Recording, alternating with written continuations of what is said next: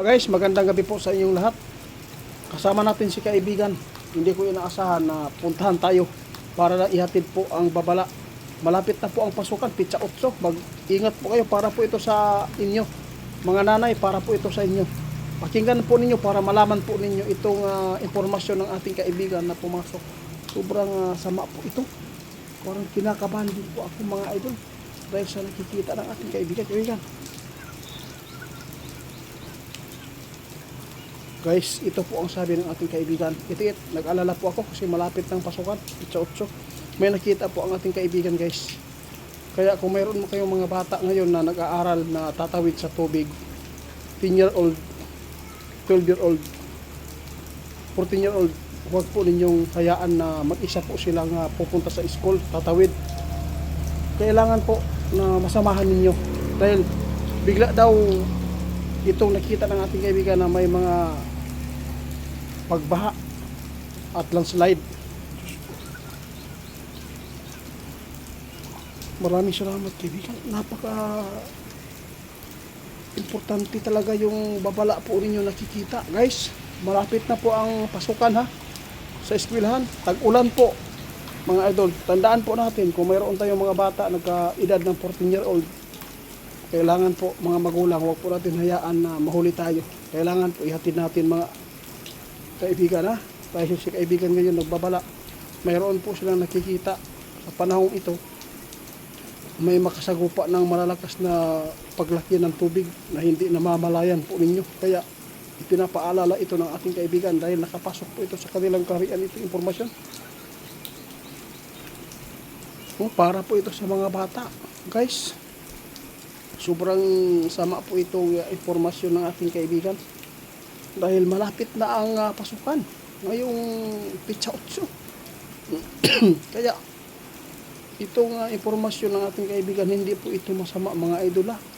Ipinapaalala po ito ng ating kaibigan para po hindi po kayo pasama ang kalagayan po ng ating mga anak dahil kailangan talaga ng guide ng magulang. Kung mayroon man po makapanood sa atin, paki-share po mga idol. Baka po may mga nanay dyan na pinabayaan lang ang anak na pumunta sa school na tatawid sa tubig. Lalo na sa mga landslide area. Diyos ko. Sige kaibigan, salamat po. Yun po talaga ang maganda po dito na ipinapaabot ninyo. Sige. Guys, ito po ang maipaabot ng ating kaibigan ngayon. May pag-alala talaga ang nakikita si kaibigan dahil sa mga bata napakarami talaga nag-aaral at pinabayaan din po daw ng iba ng mga magulang, hinahayaan lang tatawid kahit maliit na tubig yan mga idol. Kapag galing sa bundok, biglaan po daw nakita ni kaibigan nalalaki, kaya hindi lang po tayo magkampante dahil sa Vermont mga idol. Yun po talaga ang nakakatakot na mga buwan. Salamat kaibigan. Hindi ko inaasahan kaibigan na surprise po. Surprise niyo po ako ngayong gabi. Hindi ko inaasahan guys na pumunta si kaibigan. Mag-alas 8 na po ng gabi. Kaya sa lahat po ng makapanood sa amin, napaka-importante po itong babala ng ating kaibigan para hindi po masayang ang ating pagpapalaki sa mga bata. Tapos yun lang po ang mangyayari. No? O sige, sa lahat po ng makapanood sa amin, paki-report ni Ghost Hunter 88 fans dahil marami na pong na-scam yan. Mga idol, tandaan natin itong informasyon ng ating kaibigan. Malapit na po ang pasukan sa eskwelahan. Mag-ingat po tayo. May nakikita si kaibigan na kababalaghan na hindi maganda. Nagpaalala na po ang kalikasan sa kanila. Tandaan lang po natin ito. Oo, huwag magpakampante mga idol. Dahil ang magkampante talagang may kapahamakan talaga na darating. Pero kung lagi mong tatandaan ito na may mga sakunang nakikita sa kaibigan, lalo na samahan po natin ng paghahanda at babantayan ang mga bata, talagang humahaba po ang buhay, di ba? Sige kaibigan, kaya maraming salamat din po sa inyo. Guys, si kaibigan umalis na. Ako naman po ay nagpapasalamat sa lahat po ng tutugon nito.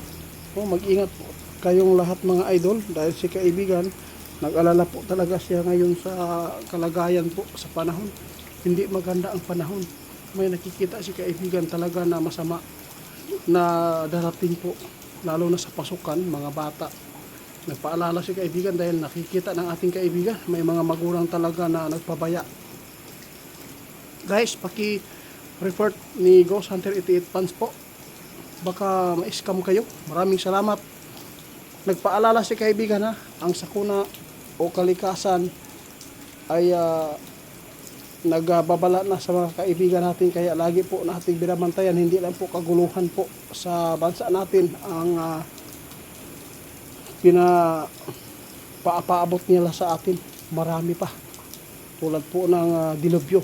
Kaya tandaan natin yung mga buwan na dapat ninyong malaman mga idol. Maraming salamat, hanggang dito na lang muna.